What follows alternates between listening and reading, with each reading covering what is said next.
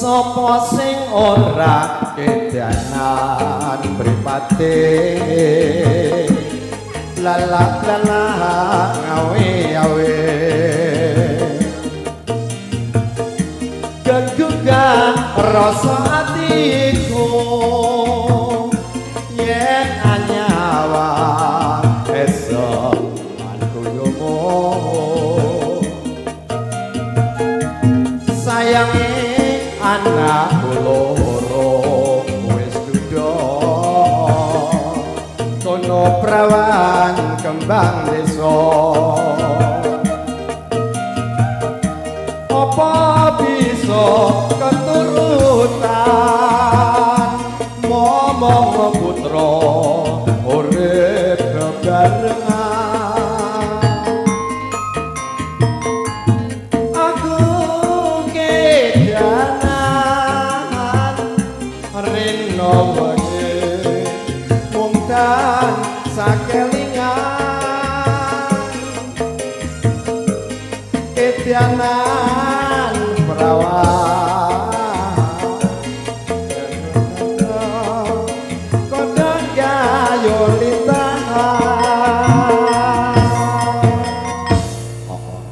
iki lho sing darane wong duda tilamun kedangan karo prawan ibarate kodhok gayuh lintang ora bakal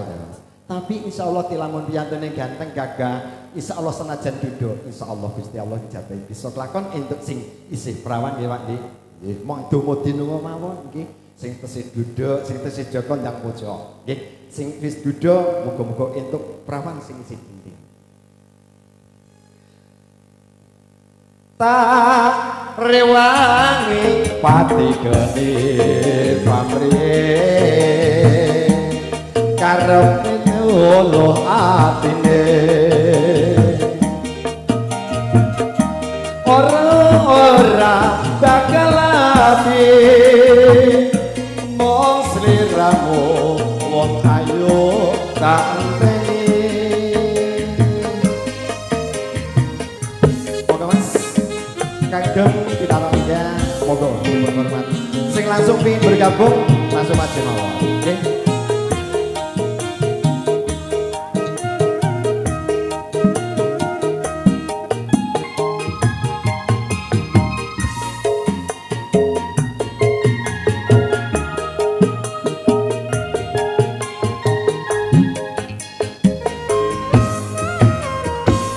sapa sing ora kedanan mripate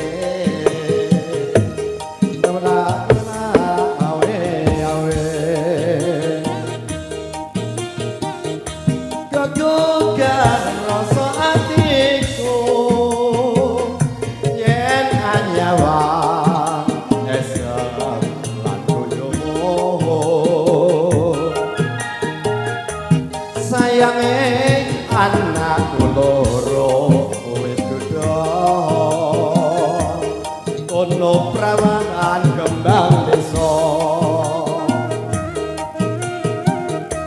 aku ora sakal rapi mong sliramu wong ayu tak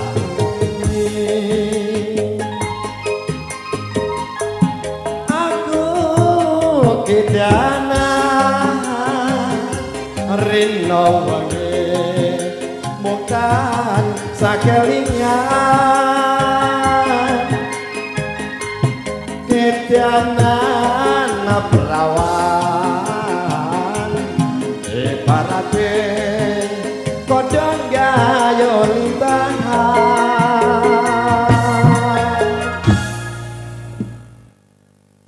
tak rewangi pati geni